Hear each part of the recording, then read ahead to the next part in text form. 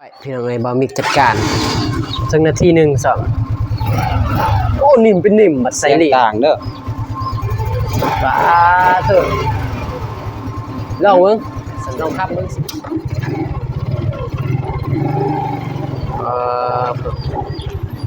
ทีมวนอยู่ม้วนมันเป็น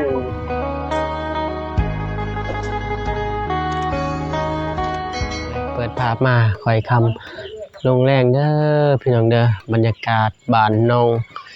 จันทนาพี่น้องเอ้ยบรรยากาศพี่น้องเอ้ยมามื้อนี้ก็คือได้นัดไว้แหละพี่น้องเอ้ยนัดทางแม่น้องจันทนาพี่น้องเอ้ยว่าสิมาเปลี่ยนลิ้นให้น้องจันทนาบ่มีคนพี่น้องเอ้ยผมก็เลยให้ทางบ่าวสายกับบ่าวมิกมาเปลี่ยนให้พี่น้องเอ้ยคนอื่นก็กราบทักทายสบายดีเด้อพ่อแม่พี่น้องเบิดสุขทุกคนพี่น้องก็ยินดีต้อนรับเข้าสู่ช่องบ่าวสายชาแนลคือเก่าคือเดิมพี่น้องเอ้ยพอกันบ้านน้องจันทนาคือเก่าอีกพี่น้องเอ้ยไปพี่น้องอยากสั่นเลยเด้อเพราะว่าบ่มีกันสั่นเดี๋ยวสั่นบ่าวสายตอนนี้ก็คือทุลักทุเลแหละพี่น้องเอ้ยถ่ายคลิปบางมือก็บ่ได้ถ่ายบางมือก็ได้ถ่ายแหละพี่น้องเอ้ยเพราะว่าโทรศัพท์ก็เบิ่มมาบ่เว้นแล้วพี่น้องเอ้ยจักยามใดสิมีเซอร์ไพรส์เครื่องใหม่พี่น้องเอ้ยบ่าวมิกมากับบ่าวมิกพี่น้องสวัสดีเด้อบ่ได้เปิดใหม่พูดน้องพินพี่น้องเอ้ยป้าโธ่สบายดีเด้อสบายดีใส่ชุดดำพี่น้องมื้อนี้เป็นบ่ออกไปบ่าวมิกย่านออกบ่ได้เลยพี่น้องเอ้ยโอ้ยใส่เกือบเลยดิเบิ่งเปิดเกือบก่อนคอยเด้อลองขูดสีรถเด้มันออกข้างหนึงก่อนนี่อย่าออกรถว่าจะออกมันซองเบื้องสบายดีเด้อสบายดีเด้อใส่น้องจันทนาไปใส่จะได้จะมาเปลี่ยนจะได้จะมาเปลี่ยนเลย เรียนเราไปน้ำแม่ขาวแล้วบ่จะได้จะมาเปลี่ยนลิ้นเพิ่นว่าซื้อมาประมาณอาทิตย์นึงเปลี่ยนเพิ่นว่าเพราะเพิ่นบ่ได้เปลี่ยนอยู่หานเด้อ๋อบ่ได้เปลี่ยนอยู่หานเด้บ่ได้ใช้อยู่หานแม่นย่อคำกลางขึ้น แน แล้ว โต่งน้ำมันมีมีแต่หาแนวตรงน้ำมันมาใส่โธ่เด็กๆเขาก็น่าจะอยากขี่แล้วเห็นออกรถเนาะ อุ่นเครื่องก่อนเป็นบ่สตาร์ทบ่มิก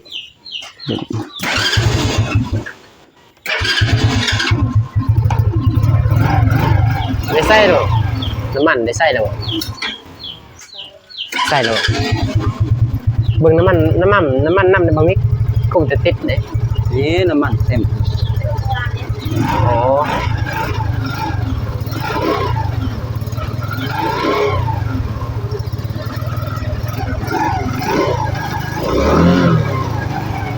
แป๊บเดียวก็ห่อนจักอยู่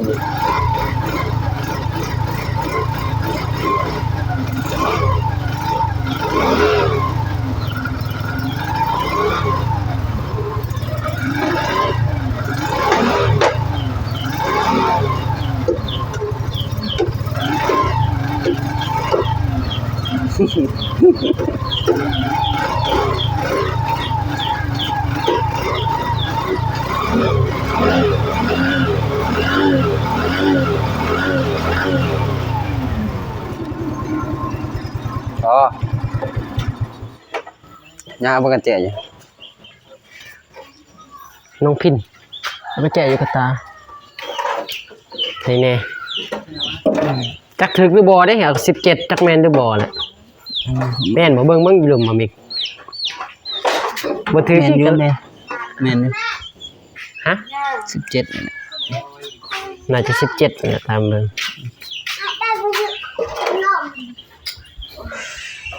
ยับน้องพิน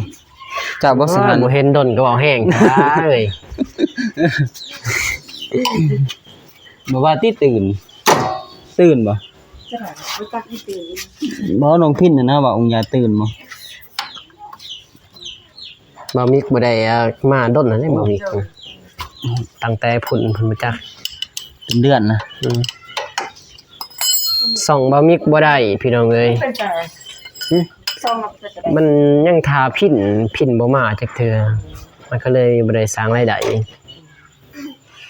โอ้กระตุก ถ่ายไปก็เสียเหรียญซื่อๆเพราะว่าเหรียญอยู่ในหันก็300ปลายพุ่นคันสิถ่ายขึ้นเลย4-500ก็แฮงเสียไปซื่อ มันบ่ได้คืนเลยเด้มันระงับเลยเลย ๆมีแต่มันเดี๋ยวนี้มันระงับเลยแล้วเนี่ย โดดไปพินมันให้กรอบข้อมูล อืม อย่างเดียว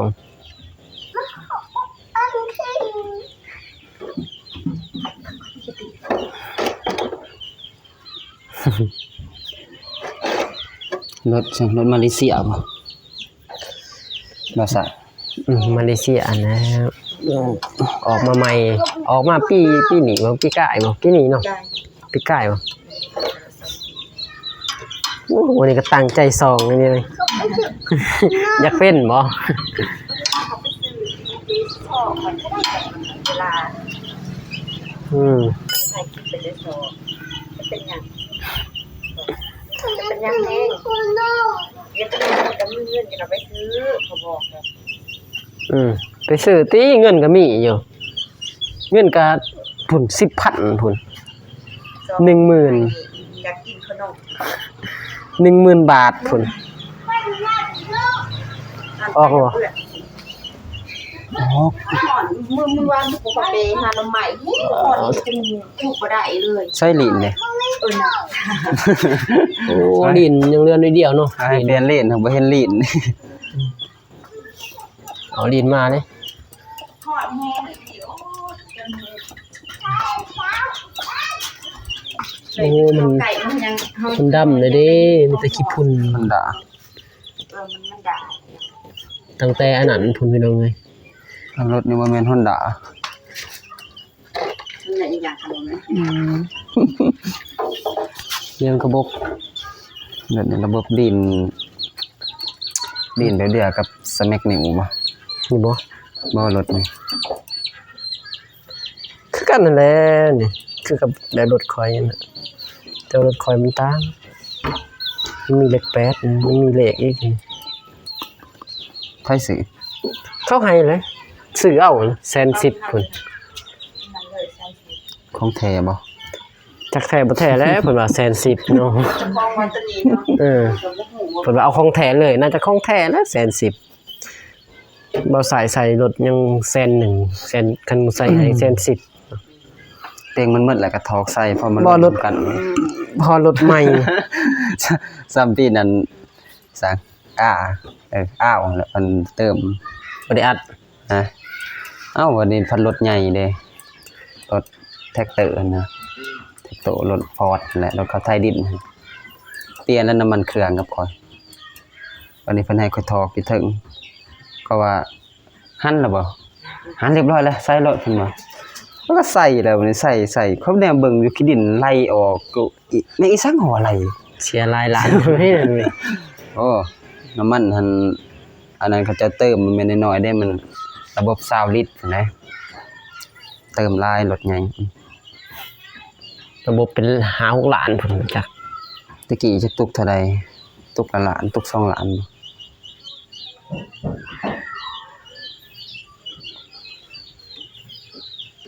เบิดเลยยังบ่มีแนวเป่าเนาะถ้ามีแนวเป่าใครอยู่มีอันนั้นเต่าลมเต่าห ป ยั ลาง แกนแล้วเป่า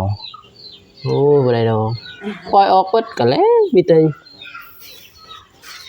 นี่แค่การสตาร์ทเครื่องมันออกซั่นแหละนี่สตาร์ทดนจักล็อกไว้ แล้วจะไปสตาร์ทเครื่อง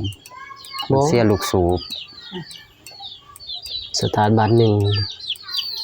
มันสีดออกซื่อๆตัวนี้ก็บ่สู้สตาร์ทดอกมีแต่พันเป่าคันมีนะบ่เป่าก็ได้ เป่าก็ได้รถใหม่ รถยังใหม่มันทันมีสั่งดอกเกาะเกะอยู่หั่นบ่มีหยังดอกเกาะเนาะ จักแล้วน้องพินสิสิง เป็นอยู่บ่ขับรถนี่ โอ้น้องพินสิบ่ซิ่งแล้วบ่บัดนี้ อ่ะเป็นบ่ จ้ะเป็นนั่นน่ะ เป็นในนั้นบ่ว่า เป็นคือมูกับผมเป็นถ้าพี่ซื้อแบบว่าขับแบบธรรมดาเป็นอยู่ ขับแถวบ้านเนี่ยบ่ แต่ว่าไปนั่งกะอยู่มันใส่มารัดกะอยู่หั่นแหละ โอ้เบรกบ่หั่น เบรกบ่ทันตีตะ ห้องอย่างเดียวแล้วมีตกใจบ่ฮู้จักเบรกจักซังเนาะ แทนที่ ตกใจ แทนที่ใส่เบรกตีนเนาะหมูรถใส่เบรกปาก เอาไปยังเป็นนั่นคือการคันสมุนเล็กน้อยบ่หรือว่ามาบ่ได้สร้างสรรค์นั่นน่ะแบบว่าเขารับหน้าเฮาละห้องแต่ ไปหาหน้าไม้อยู่ไสเมื่อวานนี่ วันบ่ได้ บ้านปลาลายพุ่นเนาะ โอ้ ป้า ใกล้ โต ๆครับ คอยดีทางเมื่อยดีคอยมื้อนี้หมดมื้อ รถจักรหรือว่าไป แม่น ได้ลายบ่ ก็ได้ซ้ำกิน สำกิน คิดว่าได้สำแบง เห็นอยู่ดอกหมูลง TikTok เห็นว่า ได้อยู่แต่ว่าเอาแบงให้หมู่เฮาแล้วก็ยังให้เฮา เห็นหมู่โทรว่ามาเอาน้ำใหม่เด้อบ้าบ่ไกลนะ ที่แบบว่าเอาลงมาเมื่อวานแล้วแต่สิได้ให้เลย อืม เรามีลงมาเลยเมื่อคืนนี่ให้น้องพิมพ์ต้มแทน เราก็ทาอยู่เฮือนเราบ่ได้มาเรากะเบียร์กะเพเนาะแล้วให้เบามิกมาเอาเพิ่นว่า ให้บ่ทำไมบ่เห็นเบามิกดนเลยยานน้องพินคิดฮอด ลืมแล้ว บ่แม่นคิดฮอดแบบฟอกแบบแฟนนะคิดฮอดแบบคนเคยดินนํกันเนาะ ลืมแล้วขยัน กินทอดตาทีมงาน คนหนึงอีกบ่มี บ่มีขาดเบามิกเด้ขาดแต่ คนหนึงอีก แต่ละคนก็เห็นได้เนาะ มีแต่มือสุดท้ายบ่มีมามือไปตอกจริงแม่นบ่ หายเลย ตอกอันนี้ น้องพี่ลืมแล้วนะ ตอกผ้าของ ลืมเลย มื้อนั้นก็มีดีเลยบ่มาเลย มิดเลยบ่มีกะเสาเลยบ่มีพินบ่มาเสาน้ำพินนั่นแหละค่อยแล้วคิดว่าเสาน้ำนองพินสุดท้ายว่าพินโอ้คนละพินพิน YouTube ค่อยแล้วคิดว่าเสาน้ำนองพินบ่น้องพินบ่ให้ถ่ายบ่ไปคิดแนวนั้น คนละพิษนะ สุดท้ายคนละพิน YouTube พี่น้องเอ้ยสุดท้าย แต่ว่าบ่มีนี่คันบ่ได้คันเบิ่งเดือนนี้นี่บ่ได้นี่มีแต่สร้างซองใหม่เริ่มต้นใหม่ ได้หมดล่ะ เริ่มต้นใหม่เนาะ อยู่บ้านก็ยังแต่ข่อยผู้เดียวครับท่านใด แต่เดิมให้ โอ้เริ่มต้นใหม่ก็แฮงหนักกว่าเก่าเด้นี่ เป็นนักเป็นไร เวลามันเพิ่มขึ้นอีก 8,000 ชั่วโมง 8,000 ชั่วโมง คนเบิ่ง 8,000 ขนาด 4,000 ยังไหลเหลือ 3-4 เดือนเพิ่นสิผ่าน 4,000ส่วนนั้นก็จนเดือนป้าย30ผ่านชั่วโมง คนเบิ่งคันสมมุติว่าเฮาดังแล้วมันก็งาน 8,000 ลงไป10ปลายคลิปก็ได้นะที่20คลิปก็ได้นะอันนี้นี่โอ้ กำลัง แล้วก็อีสังเพิ่นว่าไอ้สังคลิปช็อตทำไม50ล้านบ่คนเบิ่งให้ฮอด คลิปช็อตก็มีอีก มีอีกคลิปช็อต ให้ลงคลิปช็อตนํอีก ให้คลิปช็อตให้มีคนเบิ่งฮอด50ล้านบ่ เดือนนี้เด้ มัน ช่วงนั้นนั้นคลิปช็อตมันบ่ลงก็ได้สอง คลิปช็อตนั้นก็ลง 3-4 คลิปให้ลงเดี๋ยวนี้นี่มันให้ผ่านนำให้คนไปเบิ่งในคลิปช็อตนำฮอดเป็นล้านพุ่นโอ้ยากตัวนั้นและยากตัวคลิปช็อตนั่นแหละแต่เฮาคนเบิ่งคลิปช็อตก็มีแต่หลักพันซื่อๆคันว่าคลิปคนดังก็หมื่นบ่ฮอดล้านซ้ำคันว่าคือตอนลงคลิปเบาตูน เอาไปต้มคืนกัน เอาไปล้างมือ เอาไปต้มแล้วมันก็ใส่ได้งานใส่ได้ต่ออีกใส่หมดเลยบ่มีลิตรหนึงหรือบ่800บ่ หมดเลย ทอกใส่อันนั้นกระบังมันขึ้นเด้สำบายใส่โซรถก็ได้เนาะใส่หยังก็ได้นะ น้ำมันอันนี้ก็ใส่หมดนั่นแหละ มืดน้องแนวใส่ แสดงว่าบ่ให้ทอคืนใส่รถ อย่าทอกขึ้นใส่รถก็พอ กักมันใหญ่รถ จะน้อยลืมเนาะว่าซื้อใหม่ เอาไปใส่รถเกินป้าเรียบร้อยเลยเห็นว่ารถจักรตัวเองหอนเอาตัวนี้ไปตื่มลิ้นคันจะใส่ลายกับคันมันให้ใส่ซ้ำนี่เดี๋ยวจะไปตื่มใส่อีกจะยามันหอนโอ้ยมันพดออกหมดแล้ว แม่นเลย มันออกทาง มันหอม คันคืนนี้แฮงมีกระบี่เนาะเอาอีกบ่รุ่นกระบี่มันออกทางไอ้ทางกระบี่เลยบ่ลูกซูปเลยบ่ทางนั้นมันออกแบบว่าใส่เต็มโพดนะเป็นหยัง เสร็จมือ หน่วยไปเซ็ตเครื่องมูตากเลยตอนนั้นเลยเรียบร้อยพี่น้องเอ้ยบ่มิกจัดการสักนาที1 2โอ้นิ่มเป็นนิ่มบัดใส่ เสียง เหลี่ยม ต่างเด้อ ว้าเถอะลองเบิ่งลองขับเบิ่งสินิ่มบ่ ฮะ ลองขับเบิ่งสิต่างบ่ ตา เสียงต่างนะโยมแม่ อืม ต่างบ่เสียงข้างนี้นี่คือกันนั่นแหละก็คือว่านิ่มกว่าตัวทมิต เสียงมันสิ เนาะ แน่นกว่า มันแบบลูกสูบมาลิ้นใหม่เด้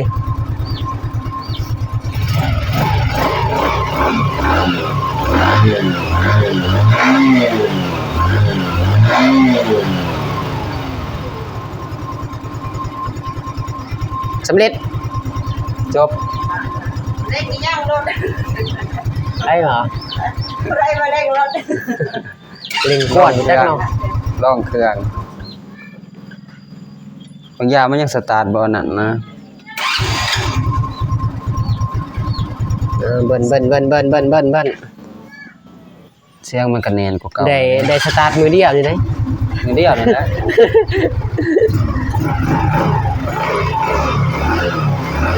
ลองว่ามีเจ้ายังทันเคยได้ขับข่อยขับมาได้ก่อน ลองก็คือแล้วแหละ มีโอกาสมือเดียวได้สิได้ขับ ตลอดบริครับ โอ้บ่อยากลองนะเข่งส่งเข่ง เข่งโซ อืม ส่งเอง โทษบ่มีลองรถใหม่นี่เดี๋ยวเว้ยโทษคือเว้ยได้รถใหม่เว้ยโทษได้รถใหม่บ่มียามได้สิมีเฮาบ่มี ถึกเลขก่อน ถ้าถึกเลขเนาะสำนีก็เอาแล้วนี่อย่างเลยสิ่งไปสวยเรือคนได้แล้วสำนี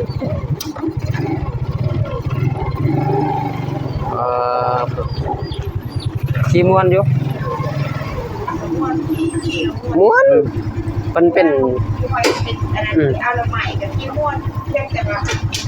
มันหอดตัวนั้น โอ้ ไก่น้อยนึงแต่ว่าไหนแบบมันหอด มันฮอนอันนั้นเนาะเอาไปได้เปลี่ยนลิ้นเด้มันฮอนแห้งเลย ถ้ามันยังฮ้อนอีกเปลี่ยนอันนั้นเปลี่ยนน้ำมันเครื่องใหม่อีกใส่ มีแต่ไล่มื้อนี้คันคือบ่เคยออกไปได้ก็ประมาณ2เดือนหรือ2เดือนเทื่อนึง3เดือนเทื่อนึงออกไปเรื่อยๆก็เดือนละเทื่อนะคันขับออกไปเรื่อยๆ